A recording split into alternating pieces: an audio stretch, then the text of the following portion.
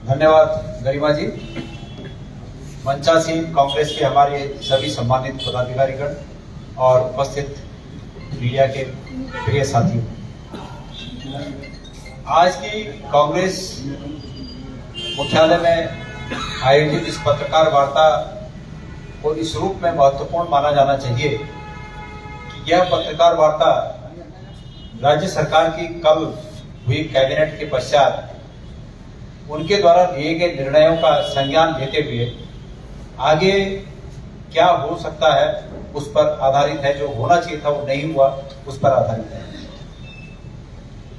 मेरे प्रिय साथियों, जैसे कि आप सब लोग जानते हैं कि प्रदेश आज एक अभूतपूर्व विपरीत परिस्थिति से गुजर रहा है। प्रदेश में हर क्षेत्र में, चाहे वो हमारा जो आरोप पहले से रहा है वो सत्य साबित हो रहा है कि नौकरियों को बेचने का कारोबार कई समय से ये सरकार कर रही थी। और ताजा उदाहरण पटवारी भर्ती का जो प्रश्न पत्र यूकेपीएससी से लीक होना,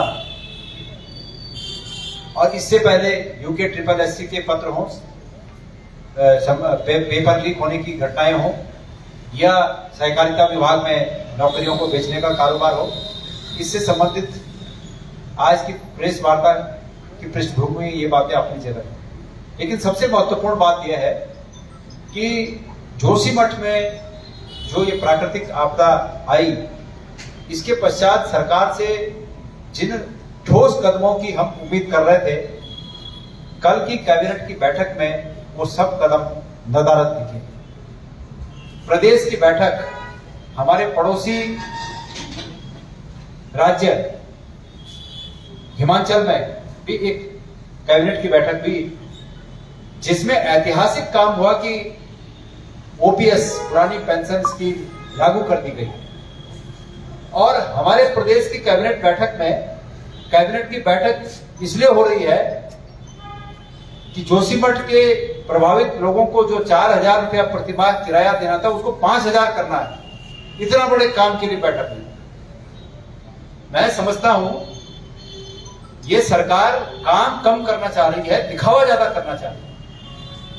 हमने बहुत स्पष्ट जोशीमठ के लोगों की मांग पर तथ्यात्मक रूप से बहुत ठोस बात ये कही थी कि सरकार कैबिनेट की बैठक में इस पर निर्णय लेती कि जोशीमठ के प्रभावित लोगों को जो कंपनसेशन दिया जाना है, जो मुआवजा दिया जाना है, वो मुआवजा जोशीमठ से 45 किलोमीटर दूर, जोशीमठ के नजदीकी है, 45 किलोमीटर कोई बहुत दूर की बात नहीं है, बद्रीनाथ में जो आधार मुआवजे का बनाया गया वही आधार जोशीमठ में भी बनाया जाए।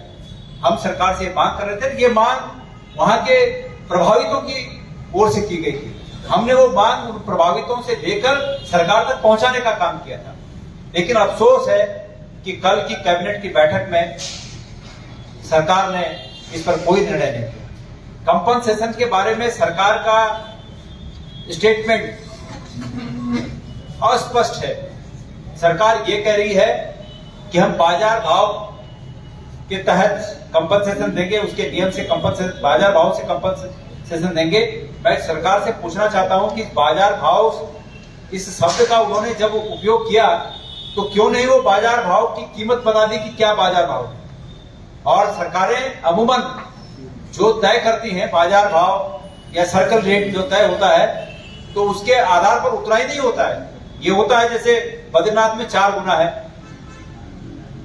कांग्रेस के समय केदारनाथ में मुंह मांगा था, जिसने जो बोला कि हमारा इतना नुकसान हो गया उसको उतना दिया गया।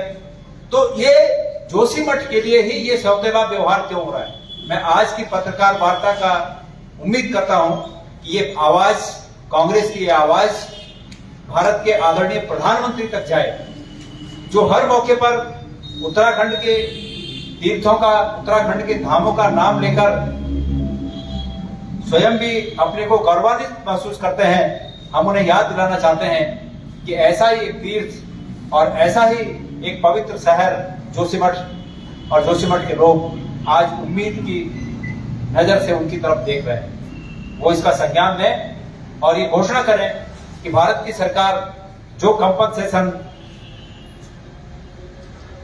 बद्रीनाथ में दे रही है वही कंपनसेशन जोशीमठ में भी देगी। मेरे प्रिय साथियों, मैं आप लोगों का ध्यान एनटीपीसी के द्वारा पूर्व में किए गए एक करार की ओर दिलाना चाहता हूं, जिसमें एनटीपीसी ने जोशीमठ नगर पालिका के साथ एक करार किया है और इसमें यह कहा है कि भविष्य में यदि उनके मकानों पर, उनकी दुकानों पर और उनकी स्थायी अचल संपत्ति पर कोई नुकसान होता है तो एनटीपीसी उन तमाम मकानों पर, उन तमाम अचल संपत्तियों का बीमा करेगी। लेकिन अभी यह संज्ञान में आया है कि एनटीपीसी ने वादा करने के बाद अपने उस वादे को आज तक पूरा नहीं किया है और प्रदेश की सरकार को यह चाहिए कि प्रदेश की सरकार एनटीपीसी के उस वादे को पूरा न करने का खामियाजा एनटीपीसी से वसूल करके हमारे भुक्तभोगी भाइयों को उस मुआवजे को आवंटित कराए, जिसके लिए वो आज दर दर भटक रहे हैं। ये राज्य सरकार का काम है और प्रदेश के सरकार के साथ साथ हमारी केंद्र सरकार का भी काम है, क्योंकि एनटीपीसी केंद्र के अधीन एक नवरत्न कंपनी है, तो केंद्र सरकार का उस पर अधिकार है। तो केंद्र सरकार इसमें निर्णय ले कि वो उस वादे को उन्हें याद दिलाए और उनसे हमारे प्रभावित लोगों को कंपनसेशन दिलाए। इसके अलावा प्रदेश में मैं पहले से कहता आ रहा हूं कि नौकरियों को बेचने का कारोबार भाजपा की सरकार में कुछ सालों से निरंतर चला आ रहा है और अब कल ही परसों एक नई बात पता चली कि पटवारी भर्ती का जो प्रश्न पत्र था वो वहां ही के एक अधिकारी के द्वारा लीक किया गया। मेरा इस पर यह कहना है कि प्रदेश की सरकार नकल रोकने के लिए कानून लाई है, मैं उसका स्वागत करता हूं और यह होना चाहिए कि नकल करने के लिए कानून पर्याप्त, जो उसमें सजा देने के प्रावधान थे वो पर्याप्त नहीं थे। सरकार ने इसका संज्ञान लिया और प्रावधानों को और कड़ा किया। ये स्वागत योग्य कदम है। लेकिन इसमें मैं पूछना चाहता हूं कि सरकार ने इस बारे में अब तक क्या किया कि जो अधिकारी पटवारी का पेपर लीक करा रहा था, वो अधिकारी तो मैं समझता हूं कि 2018-19 से उस जगह पर है, तो अब तक उसने कितने पेपर लीक कराए, इसकी जांच कौन करेगा? सरकार ने अब तक इसमें क्या किया? एसटीएफ ने इसमें क्या किया? सरकार ने इसमें अब तक प्रेस में आकर वार्ता करके इसकी जानकारी क्यों नहीं दी कि अब तक उससे क्या क्या राज उगलवाए गए, उसके साथ और कौन कौन लोग हैं? नंबर 2, इसी महीने होने वाली पीसीएस मेन की परीक्षा, क्या विश्वास किया जाए कि उस तथाकथित अधिकारी ने, जो कि आज कानून के अंतर्गत जेल में है, उस अधिकारी ने क्या विश्वास किया जाए कि पीसीएस मेंस की परीक्षा के प्रश्न पत्र अब तक लीक न कर दिए हों? इसका क्या प्रमाण है? सरकार के पास इसके पुख्ता इंतजाम नहीं थे। सरकार इसको स्वीकार कर चुकी है कि यूकेपीएससी में भी उनके हाथ से जो कंट्रोल था वो खिसक चुका था और चूंकि कंट्रोल खिसक चुका था इसलिए इसकी व्यापक जांच होनी चाहिए कि कितने प्रश्न पत्र लीक थे। क्योंकि ये बात हम इसलिए उठा रहे हैं कि जिसने प्रश्न पत्र अपने पैसों के आधार पर, पैसों की ताकत से खरीदा होगा, वो तो अधिकारी बन जाएगा, वो तो नौकरी पा जाएगा। और एक गरीब का बेटा इस राज्य में जो हल लगाने वाला हमारा भाई है, गरीबी में अपना किसी तरह जीवन यापन करता है, हल लगाता है, मेहनत करता है, मजदूरी करता है और देहरादून, हरिद्वार, दिल्ली बच्चे को कोचिंग भेजता है, और वो बच्चा अगर रह गया और पेपर खरीदने वाला अगर लग गया तो पक्ष की राजनीति को भी धिक्कार है और विपक्ष की राजनीति को भी धिक्कार है। इसलिए हम इस बात को उठा रहे हैं कि ये व्यापक जांच होनी चाहिए कि किस किस व्यक्ति ने वो प्रश्न पत्र खरीदे, कि कौन कौन सा प्रश्न पत्र लीक हुआ, इसकी व्यापक रूप में जांच होनी चाहिए। और पीसीएस मेंस की परीक्षा पर इसका क्या असर पड़ेगा, सरकार को ये स्पष्ट करना चाहिए।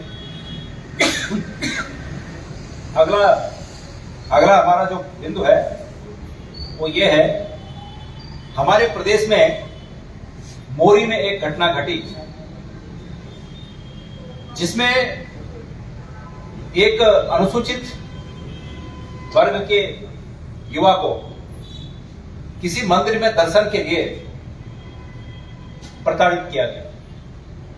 उसके साथ हिंसा की गई, वो अस्पताल में है। हालांकि तथाकथित रूप से जो आरोपी हैं वो पुलिस की गिरफ्त में है। लेकिन मैं प्रदेश की सरकार का ध्यान आकर्षित करना चाहता हूं। अभी अभी प्रदेश की सरकार ने एक कानून पास किया, और वो कानून था, मैं अभी किसी बस अड्डे पर लगे हुए सरकार के होर्डिंग को पढ़ रहा था, जिसमें सरकार अपनी पीठ थपथपा रही है कि हमने धर्मांतरण कानून को, एक नया कानून हम लाए हैं जिसमें धर्मांतरण नहीं किया जाए। अच्छी बात है, पर सरकार ने किया क्या, मैं दिखा रहा हूं आपको। सरकार ने किया यह है कि जबरदस्ती धर्मांतरण पर रोक हो। क्या शब्द है? जबरदस्ती। क्या आज से पहले किसी व्यक्ति के साथ छोटी सी बात पे अगर जबरदस्ती कोई करता है तो क्या वो अपराध की श्रेणी में पहले नहीं था? वो पहले भी अपराध की श्रेणी में था। सरकार ने जो एक्ट पास किया, वो एक्ट, वो कृत्य जिसके खिलाफ ये एक्ट पास किया, वो कृत्य पहले भी अपराध की श्रेणी में था, तो सरकार ने कुछ नहीं किया।